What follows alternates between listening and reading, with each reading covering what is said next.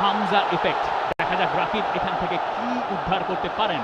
রাকিব বাইলাইনের কোল ঘেঁষে তাজউদ্দিন ঢুকে পড়েছিলেন, এরপর সোহেল রানা। আচ্ছা, অ্যাক্রোব্যাটিক চেষ্টাই বলতে হয় ওই জায়গা থেকে, কিন্তু তার পায়ে ওই ধরনের টাচ আছে, তিনি ওই ধরনের কার্ল শটে দিতে পারেন। এই শটটাতে আপনি সোহেল রানাকে একটু দোষ দিতে পারেন, কিন্তু তার আগে এই যে রাকিব বলটা যে পেলেন মিডফিল্ড থেকে, যে পাসটা রাকিবকে দেয়া হলো সেটার ক্রেডিটটা কিন্তু এই সোহেল রানা। এবং তারও সঙ্গে আমি আরেকটু ক্রেডিট দিতে চাই তাজউদ্দিনের পজিশনিংটা। তাজউদ্দিন যেভাবে আন্ডারল্যাপ করলেন, সেখানে গিয়ে বাংলাদেশ বক্সের ভেতরে নাম্বার কমিট করলো, এই ব্যাপারটা আমরা আগের ম্যাচে বাংলাদেশের কাছ থেকে দেখিনি।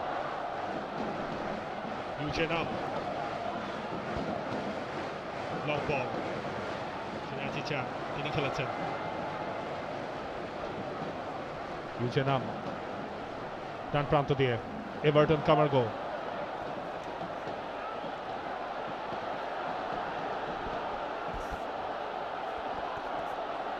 মিডফিল্ডেই বাংলাদেশের কন্ট্রোলে। রেফারির নজরটা মনে হয় এখন একটু রাইট সাইডে যাবে কিনা, তবে না, এভারটন কামারগো তিনি উঠে দাঁড়িয়েছেন। প্রথম 10 মিনিট যদি হংকং চায়নার হয়ে থাকে, তো পরের 10 মিনিট চোখ বুঝে বাংলাদেশের। একটা গোল কি করে ম্যাচে কতখানি প্রভাব রাখতে পারে সেটা বোধহয় কিছুটা দেখা গেছে। মুসালিন, লং বল গেছে বাইরে দিয়ে, সাউথ এশিয়ার বাইরে যে কোনো দলের বিপক্ষে সবশেষ বাংলাদেশের গোলটা ছিল ওই মুসালিনের।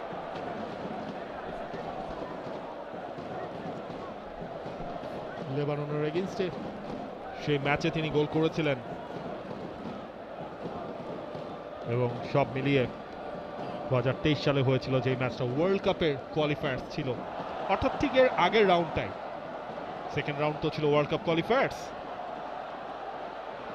মিডফিল্ডে একটু জটলা।